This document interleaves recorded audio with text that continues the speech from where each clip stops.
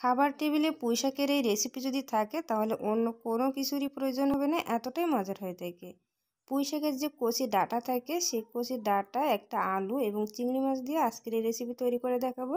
আশা করি আপনাদের কাছে অনেক ভালো লাগবে। তো চলুন দেখে আসি।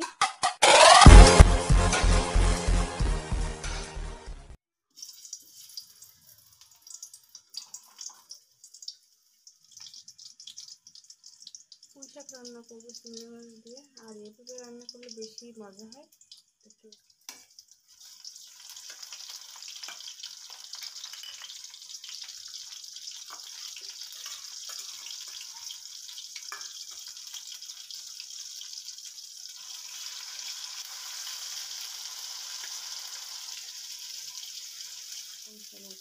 লবণ দিয়ে দিব।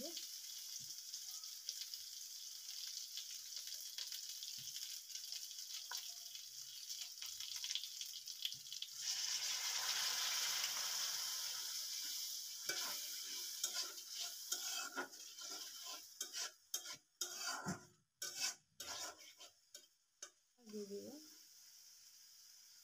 চিংড়ি মাছটা না দিয়েও কিন্তু এভাবে রান্না করলে ভালোই লাগে।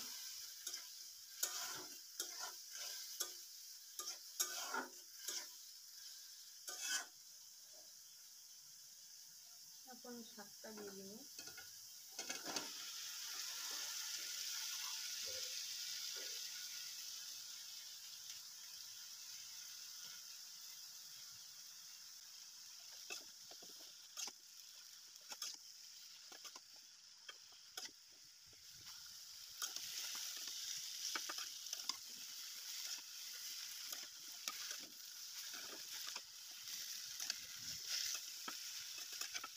এই রান্নাটা করতে কিন্তু একদমই সময় লাগে না, মাত্র 5 মিনিটে আমি রান্নাটা করে নিয়েছি।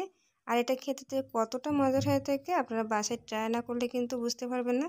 আর এই মুহূর্তে কারেন্ট নাই, এই জন্য কিন্তু কালারটা বোঝা যাচ্ছে না, একদমই কিন্তু সবুজ কালার আছে। তো আজকের মতো এখানেই বিদায় নিব। আল্লাহ হাফেজ।